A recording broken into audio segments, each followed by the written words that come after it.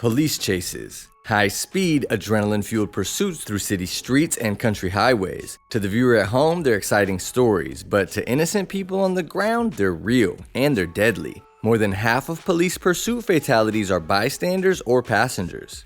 This is the Grappler. It was developed to protect all parties from danger when officers immobilize a suspect vehicle. Few have heard of it, but it's stopping criminals in their tracks, safely. The first police car was invented over 100 years ago. Since then, police chases have only continued to grow in speed and danger. Modern cars are capable of extreme speeds and dragging out the chase for a long time. Police officers must sometimes resort to extreme measures if they're to bring the perpetrator to a stop.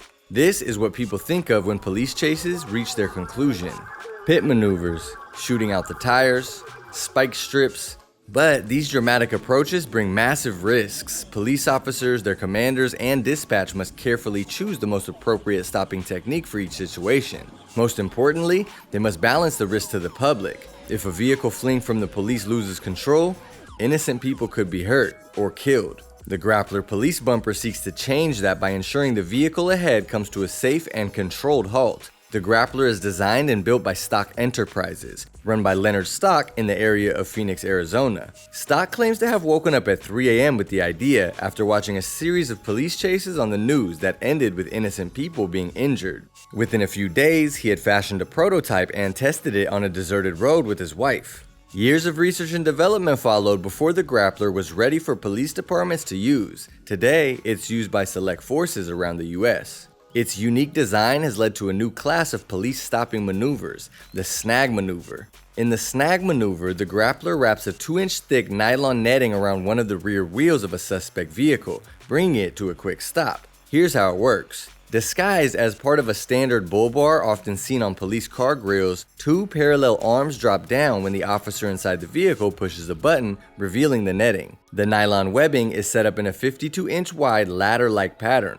The officers increase their speed, aiming to move the 2 arms to either side of a rear tire and snag the netting around the wheel. The car ahead must have at least 7 inches of ground clearance for the Grappler to work. For a safe and effective snag maneuver, chasing police vehicles aim for a 5-mile-an-hour closing speed. The netting at the front of the Grappler contains extra frictional material to encourage the webbing to grab the suspect vehicle's tire, even in wet conditions. The rest of the webbing then follows suit, unfurling and wrapping around the wheel and axle. The wheel in question cannot turn against such heavy resistance, making it lock up and forcing the car into a controlled deceleration.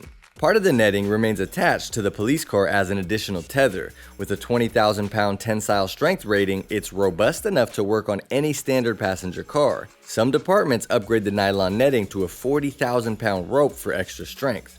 It's important that the police car drives the Grappler's netting firmly into the rear wheel to ensure it catches. As soon as the netting snags around the wheel, the arms release outwards and the officer slams on the brakes. If something goes wrong, the police officer activates a tether release. For example, if the fleeing vehicle is too powerful and its wheel hasn't locked, the officer is both in danger themselves and an additional risk to the public. The suspect car might also veer towards a hazard such as a tree or a cliff, in which case the chasing officer would also release the Grappler. Without a rear wheel and sometimes with the braking force of the police car clinging onto them, the car comes to a controlled halt.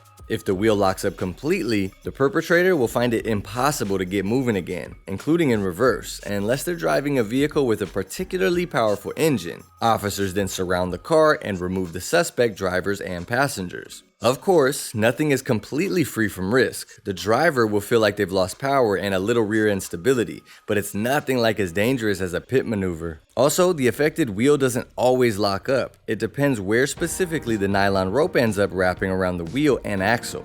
Even when the wheel does lock up, the suspect vehicle could still spin out of control. However, it's far less likely to go wrong than usual maneuvers, and the physical attachment to the police car makes assess pursuits individually and make appropriate situational decisions. For example, the Grappler won't always be effective. If the suspect vehicle is larger, heavier, or more powerful than the police car in pursuit, it may be able to overcome the braking force, especially if its axle doesn't lock up. However, the Grappler offers a generally safer option for bringing dangerous vehicles to a halt, especially in traffic or residential areas. As a result, officers can focus much more clearly on doing their job, keeping the general public safe while stopping dangerous suspects right in their tracks. Clearly, the grappler is extremely effective at de-escalating and ending police pursuits.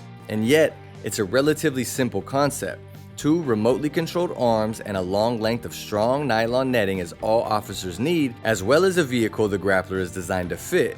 So far, most law enforcement agencies use the grappler on a Chevy Tahoe, the most common vehicle the device is manufactured to fit.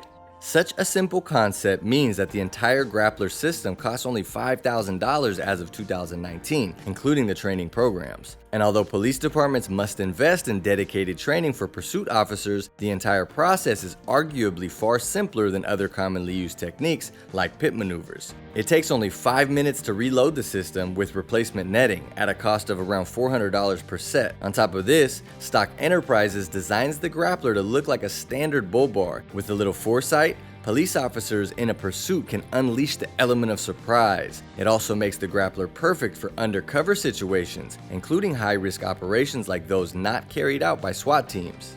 The grappler weighs in at 180 pounds, so it can actually be used as a push bar too.